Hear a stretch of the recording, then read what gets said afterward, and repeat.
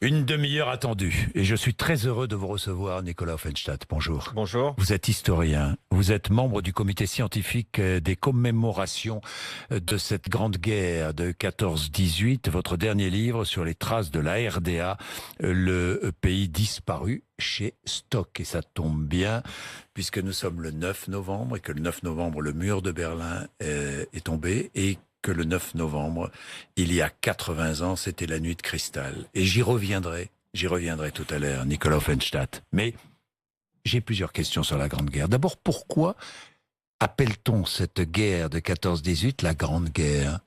C'est une appellation d'abord qui date de la guerre elle-même, parce qu'on s'en rend bien compte que c'est une guerre qui se mondialise, qui englobe tous les continents. Vous savez, la Grande Guerre, c'est des dizaines de millions de soldats mobilisés. Et c'est pas seulement l'Europe. On fait venir les soldats des colonies, on se bat aussi dans le Pacifique, on se bat en Chine, on se bat en Afrique, on se mobilise pour la guerre en Amérique latine. Donc c'est véritablement une guerre mondiale. Donc le terme de Grande Guerre, il fait véritablement sens par rapport à ce qui s'était passé jusque-là. Que doit-on célébrer ? La victoire ou la paix ?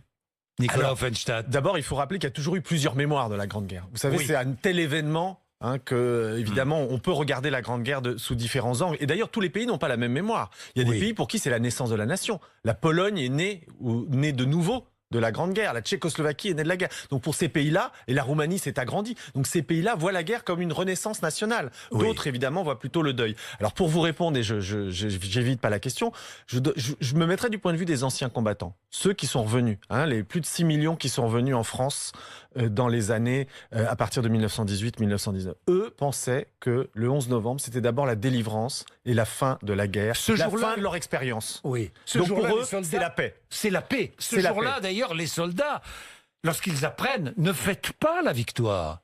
Non. Lorsqu'ils apprennent l'armistice. Et ça a été montré, ils ne voulaient jamais célébrer la victoire sans qu'on évoque leur sacrifice, sans qu'on évoque le deuil, sans qu'on évoque la violence de ce qu'ils avaient vécu. Et vous savez, c'était tellement effroyable ce qu'ils avaient vécu. On lit ça dans... Rémi Casals vient d'éditer les lettres des soldats le 11 novembre, le jour même de l'armistice. Le jour même, oui. Ils sont incrédules. Alors qu'ils attendent ce moment-là d'une manière depuis des années. Fait, ils veulent rentrer chez eux. Ils veulent rentrer chez eux. Et du coup, ils sont comme sidérés devant cette annonce dont ils avaient tellement envie qu'elle arrive, et puis maintenant elle arrive. Est-ce que c'est vrai ? Est-ce qu'on peut vraiment le croire ? Est-ce qu'on va enfin être délivré de ce calvaire ? Et donc c'est pour ça que pour eux, c'est le deuil. Et regardez les cérémonies du 11 novembre dans l'entre-deux-guerres. C'est pas la gloriole. On célèbre pas l'armée, on célèbre pas la guerre. Qu'est-ce qu'on fait ? Une minute de silence ? L'appel des morts. Donc c'est vraiment, on se retourne sur ceux qui sont restés sur les champs de bataille, et sur ceux qui en ont souffert. Quels ont été les premiers gestes des soldats à l'annonce de l'armistice ? Ceux qui étaient sur le front. Alors ce qui est assez fascinant, c'est qu'évidemment il y a beaucoup de joie. Oui. On est content, mais c'est toujours une joie retenue. On prend un peu de champagne quand on en a, on boit un verre, mais il y a très peu d'immenses explosions de joie. Ça, c'est plutôt le fait de... prudemment des tranchées. Oui, on est prudent. D'abord, on essaie d'être sûr que c'est bien vrai. Oui, on s'assure de la réalité de la fin de ce conflit. Alors évidemment, on fait des petites fêtes, mais il y en a beaucoup qui racontent que, ben oui, on le fait, mais on a quand même en tête tout ce qui s'est passé avant. Donc vous voyez, c'est impossible d'avoir une explosion de joie, comme dans un anniversaire. C'est pas ça, la fin de la guerre de 14. C'est des millions de morts qui sont restés sur les champs de bataille. C'est vos copains que vous avez vus mourir à côté de vous, vos copains de classe, vos copains de village. Donc vous voyez, les combattants, ils sont pas dans une explosion sans limite. Ils ont en tête ce qu'ils ont vécu pendant des années. Et d'autant plus que le soir du 11 novembre, de nombreux poilus sont encore mobilisés. Bien sûr, ils vont le rester des années. Et ils vont rester des années. On va aller se battre en Russie, on va aller se battre contre la révolution russe, on va aller occuper l'Allemagne. Donc pour beaucoup, la démobilisation n'arrivera que plusieurs années après. D'ailleurs, ils en avaient assez. Vous imaginez, vous avez été mobilisé dès 1914. Il vous faut continuer à vous battre jusqu'en 1919, 1920. Et on se battra aussi en Syrie et ailleurs. Donc si vous voulez, la guerre continue. Aujourd'hui, les historiens disent, si on veut comprendre la Grande Guerre, il faut sans doute partir au moins des guerres balkaniques, 1912-1913, et aller jusqu'à la fin du conflit entre la Grèce et la Turquie, donc dans les années 22-23. Donc aujourd'hui, on parle d'une très grande guerre. Vous me demandiez tout à l'heure, est-ce que c'est la Grande Guerre ? On pourrait dire que c'est une très grande guerre qui va des années 1912 jusqu'à 1922-23. La commémoration, c'est quoi ? C'est un moment de pédagogie ? Ah oui.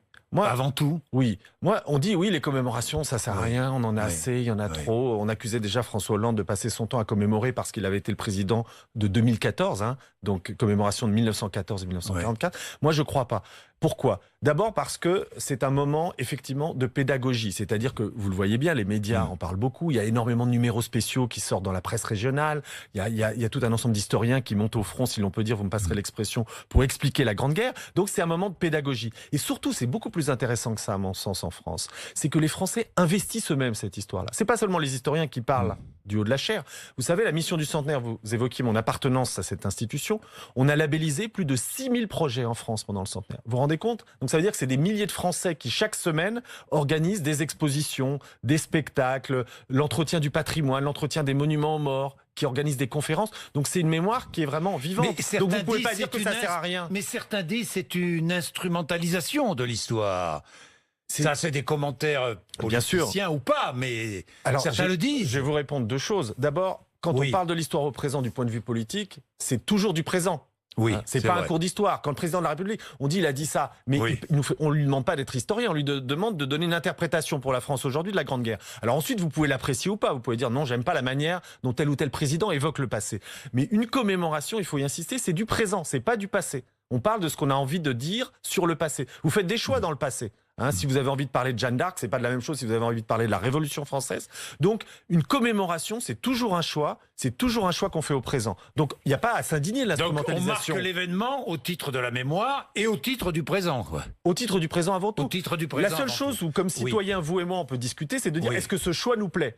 Si vous dites, par exemple, je veux insister sur la paix, est-ce que ça vous plaît qu'on mémorialise la guerre de 14 par la paix ? Ou est-ce que vous avez plus envie qu'on parle de la victoire ? Mais là, c'est un choix évidemment très politique, très idéologique. C'est pas simplement un récit historique. Alors, pour revenir à l'histoire, l'Allemagne est-elle seule responsable du déclenchement de la guerre de 14-18 ? Sûrement pas. Sûrement pas. Les responsabilités sont partagées. Elles sont partagées. Alors, vous savez, les historiens, évidemment, c'est une question fondamentale. Pourquoi c'est une question fondamentale ? Parce qu'on a accusé l'Allemagne d'être la seule responsable. C'est l'article 231 du traité de Versailles de 1919 qui implique des réparations et qui finalement va jouer un rôle fondamental parce que l'Allemagne s'est sentie humiliée et le ressentiment était énorme et a joué un rôle très important dans la prise du pouvoir par les nazis. C'est parce que l'Allemagne a été humiliée, parce qu'on la considérait comme responsable, que les nazis ont pu instrumentaliser le souvenir de la guerre. Donc c'est une question fondamentale. Alors aujourd'hui, les historiens disent globalement, non, l'Allemagne n'est pas la seule responsable.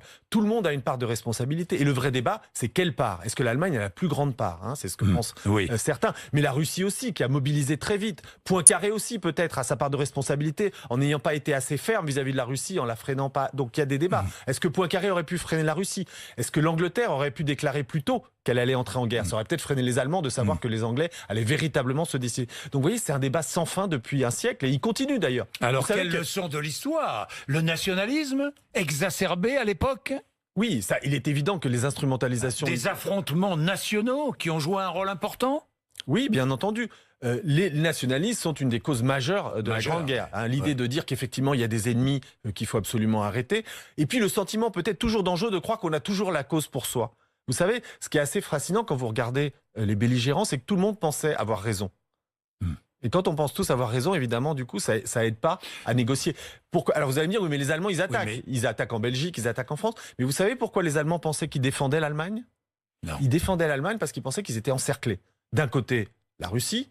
De l'autre, la France et l'Angleterre. Donc, c'est l'encerclement. Donc, si on n'attaque pas, on ne se défend pas. Et beaucoup d'Allemands étaient persuadés, comme les Français, qui défendaient l'Allemagne. C'était une Europe des nations. Non, je vous dis ça. Oui. Je vous dis ça parce qu'aujourd'hui, ça revient, l'Europe des nations. Oui. Vous avez raison. D'ailleurs, en 2014, déjà, on s'est dit, est-ce qu'on n'est pas dans la même situation où l'Europe est sous tension ? La chancelière Angela Merkel avait dit, on est comme les somnambules de 1914, on marche vers le précipice, il faut donc s'arrêter. Donc oui, c'est... Est-ce qu'on marche, selon vous, vers le précipice ? Moi, je pense qu'il ne faut pas comparer les situations. Parce que, évidemment, il y a des choses quand même qui sont très différentes. On dit, oui, 1914, aujourd'hui, 1918, 2018. Il y a quand même une différence fondamentale. C'est l'existence de l'Europe pour nous. Donc on n'est pas dans les mêmes institutions politiques. La situation économique est aussi très différente. Le degré de violence politique dans de nombreuses sociétés s'est abaissé. La comparaison d'Emmanuel Macron avec les années 30 vous paraît fausse. Inutile, pourquoi ? Parce que si vous cherchez terme à terme, il y a trop de différences. La violence politique n'est pas la même. La situation économique, la crise des années 30 est heureusement pas la même qu'aujourd'hui. Par contre, moi, là où votre question quand même, elle m'interroge, moi la question qui me fascine vraiment, c'est comment des sociétés basculent. Et à quel moment vous avez l'impression que la démocratie tienne plus ou moins avec leurs faiblesses, et puis à un moment tout s'accélère et vous passez dans une situation de catastrophe, d'autoritarisme, de violence, voire de fascisme. Et ça, c'est une vraie question pour tout le monde citoyen, où la guerre de 14 peut nous aider à comprendre. Comment vous basculez à un moment donné? C'est quoi les processus qui fait qu'une société qui semble tenir ne tient plus du tout et bascule dans la violence. Donc c'est là où l'histoire est intéressante. Non pas pour comparer en disant, ben voilà, il y a des chômeurs à l'époque. Ce sont les identités qui sont mobilisées les unes contre les autres. Oui, bien sûr. Ça compte tout ça, ça les compte inégalités aussi. Évidemment qui se creusent. Oui, mais il ne faut pas oublier les facteurs économiques. Vous savez, si l'Allemagne, on dit bien sûr le traité de Versailles, on dit le ressentiment, mais l'Allemagne elle a subi des crises dans les années 20 qui sont énormes. La crise inflationniste. L'inflation est née de la guerre. On parle des héritages de la guerre. L'inflation, c'est un héritage de la guerre. L'Allemagne des années 20, c'est une inflation colossale. Les gens portaient leurs billets dans des brouettes pour aller payer de simples aliments. Donc vous imaginez la société comme elle est déstabilisée. Et l'antisémitisme, la violence contre l'autre, elle naît aussi de ces situations économiques dégradées. Donc la mobilisation identitaire, ça marche quand vous avez une situation économique aussi qui est extraordinairement fragilisée. Et l'Allemagne a subi cette double crise, crise du début des années 20 et puis cette immense crise de 29 aussi qui a déstabilisé le monde dans son ensemble. Nicolas Offenstadt, je fais un raccourci. Montée des actes antisémites, forte montée, et le Premier ministre s'en inquiète aujourd'hui. C'est pas un hasard. Depuis 9 mois, forte montée de l'antisémitisme en France. Il s'en inquiète aujourd'hui, c'est pas un hasard, parce que le 9 novembre, il y a 80 ans, c'était en 1938, c'était la nuit de cristal. Rappelons ce qui s'est passé cette nuit-là. Oui, donc c'est une des étapes très importantes de la politique antisémite du régime nazi. C'est l'organisation à l'échelle de toute l'Allemagne d'un immense pogrom contre les lieux juifs, notamment les synagogues et les lieux de culte qui ont été véritablement violentés, qui ont été détruits. C'est pour ça qu'on appelle ça la nuit de cristal, parce que les fenêtres étaient cassées, donc il y avait des morceaux de verre partout. C'était donc et toutes les synagogues dans toute l'Allemagne ont brûlé. Donc c'était véritablement une violence extrême contre les communautés juives.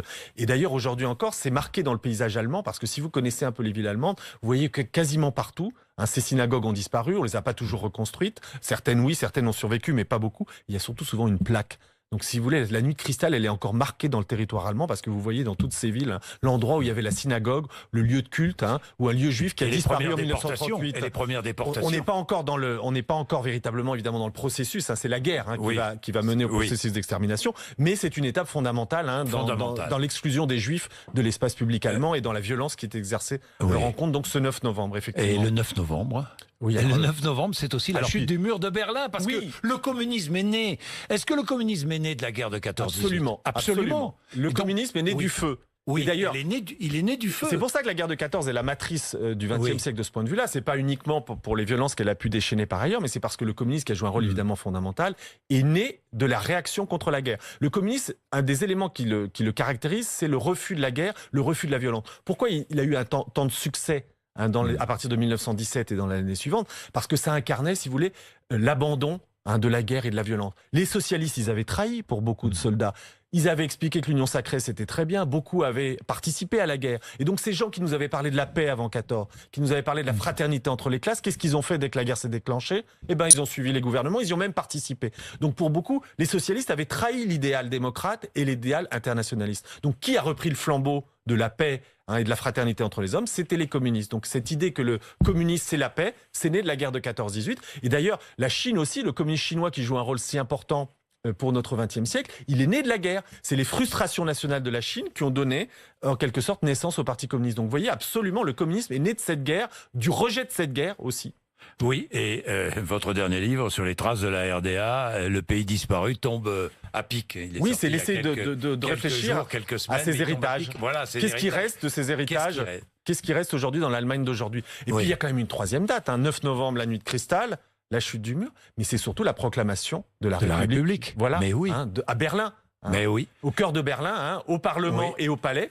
Vous avez une double proclamation par le socialiste Karl Liebknecht. Donc le 9 novembre en Allemagne, c'est une Vous savez date... qu'on a pensé que ce serait d'ailleurs un moment la fête nationale allemande. Il y a eu ce débat, mais ça marche pas très bien avec la nuit de cristal. Alors, puisqu'on parle d'Allemagne, Angela Merkel sera là aujourd'hui et elle se rendra à Rotonde au petit matin, le 11 novembre 1918. C'est la signature de l'armistice. Il est un peu plus de 5 heures du matin, je crois. Oui, c'est ça. Lorsque l'armistice est signé. C'est un moment de commémoration qu'a voulu Emmanuel Macron à travers cette itinérance. Une itinérance polluée par ses interventions à propos du maréchal Pétain, selon vous? Oui, j'ai trouvé dommage cette sortie par rapport au programme qui avait été fait, puisque l'idée quand même d'Emmanuel Macron et avec lui de tout un ensemble d'institutions du centenaire dont la mission était de dire ce centenaire, qu'est-ce qu'il doit avoir comme caractéristique? Deux choses. Il doit être international. La Grande Guerre, on l'a dit tout à l'heure, c'est une expérience mondiale. Donc si on veut commémorer, on dit Paris doit être la capitale du centenaire. Pour ça, il faut prendre en compte la diversité des expériences. Aussi bien ce qu'ont pu vivre les soldats américains que les soldats allemands ou austro-hongrois. Sinon, il n'y a pas de commémoration internationale. Donc l'idée était de faire une commémoration internationale. L'idée était aussi de prendre en compte toutes les expériences de la guerre. Aussi bien les femmes à l'arrière, les poilus, les travailleurs chinois, les travailleurs malgaches qui sont venus aussi. Donc dire, ben voilà, si on veut comprendre la Grande Guerre, il faut voir tous ces aspects. Et là, on revient à un vieux discours, les chefs de guerre, Foch, Joffre, Pétain, d'une part, qui me paraît un petit peu dommageable par rapport à cette idée de prendre en compte l'ensemble. Est-ce que Pétain était un grand soldat, tiens?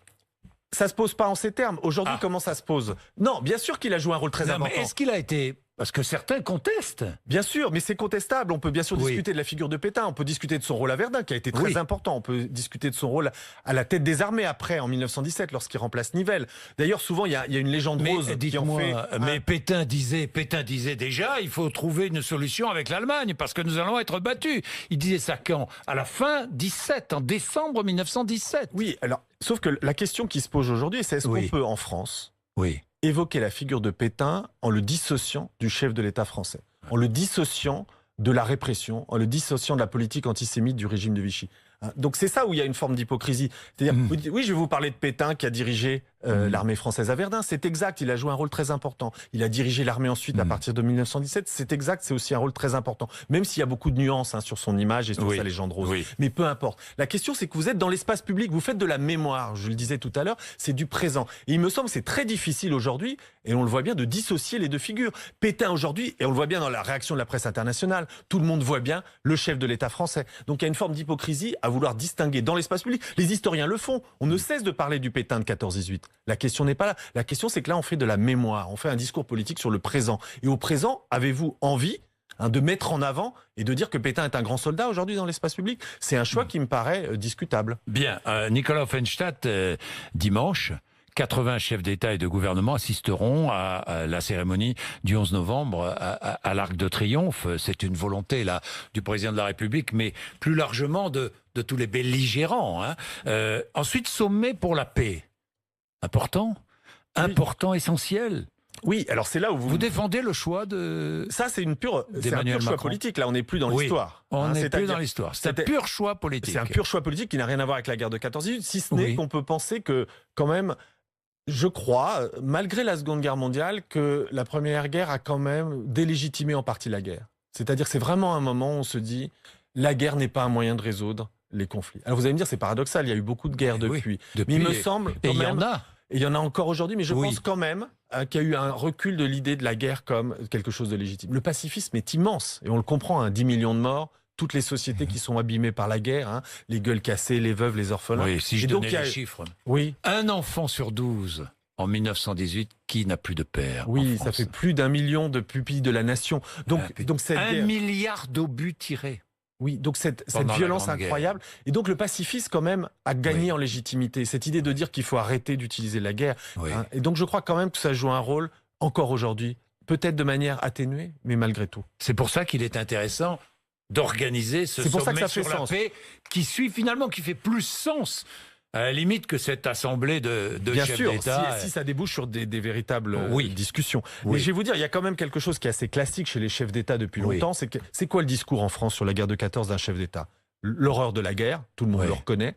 La construction européenne et la paix. Il y a cette idée de dire quand même qu'il faut valoriser ce qui s'est passé après. Et de fait, on l'oublie souvent, mais un des fondements et une des légitimités de l'Union européenne, c'est pas l'union économique, c'était de ne plus faire de guerre en Europe. Et ça, c'est quand même un héritage. Mais on dit toujours, on critique beaucoup l'Europe. Ne jamais oublier qu'il faut valoriser le courage, le patriotisme, et qu'il faut valoriser la paix aussi. Je veux dire, parfois on oublie l'un ou on oublie l'autre. Mais vous savez, les soldats de 14-18 avaient tout à fait le sens du devoir, bien entendu. Mais les conditions de la guerre les ont aussi transformés. On n'est pas un soldat en 1914 comme on est en 1918. Ils ont vécu de telles horreurs. Ils se demandaient pourquoi il fallait faire telle ou telle attaque. Il faut quand même se représenter la guerre. C'est pas juste une guerre noble où tout se passe bien, où il y a de grandes manœuvres. C'est c'est des assauts pour des crêtes qui ne servent à rien. Vous perdez des milliers d'hommes pour ne pas bouger d'1 centimètre. Donc ça interroge quand même les soldats à un moment. Ils le voient, ils sont pas stupides les soldats. Quand vous avez fait perdre un quart ou un tiers des unités pour ne pas avancer, pour un objectif qui leur paraîtrait lointain, voire sans fondement réel, il y a quand même une critique de la guerre qui se développe à partir de 1917, 1918. Donc on n'a pas le même rapport, si vous voulez, au devoir. Il y en a qui disent on en a marre. Et le lieutenant Maurice Genevoix, ceux de 14 vont entrer au Panthéon? Oui, alors ça me paraît évidemment... D'abord, ils y sont déjà. On dit qu'il y a un très beau monument, et j'invite les auditeurs à aller le voir. Il y a un très beau monument aux martyrs et aux soldats inconnus, qui est un monument déjà très évocateur du deuil, des familles en deuil au Panthéon. Mais effectivement, c'est tout à fait symbolique. Genevoix, c'est la figure du poilu. Alors pourquoi Genevoix? Pour plusieurs choses. D'abord, il a écrit un très beau témoignage, ceux de 14, qui raconte notamment ses combats. Mais on oublie ceux de 14. Ceux de 14, il y a de très belles éditions disponibles. Donc c'est un ancien combattant qui a raconté sa guerre. Et surtout, c'est quelqu'un qui ensuite, surtout après la Seconde Guerre mondiale, a porté la mémoire des poilus. Il n'a cessé de la défendre. Donc il est doublement légitime, comme témoin, comme vrai soldat qui a subi évidemment la guerre de 14, qui a témoigné, mais qui ensuite a défendu cette mémoire-là. Vous savez, il est très actif dans les années 60. C'est un de ceux qui va porter, par exemple, la création du mémorial de Verdun, qui est aujourd'hui un des grands musées de la guerre. Donc c'est aussi une figure de la mémoire, une figure du souvenir. Merci Nicolas Offenstadt. Votre dernier livre, donc, sur les traces de la RDA, le pays disparu, c'est chez Stock. Il est 8h54.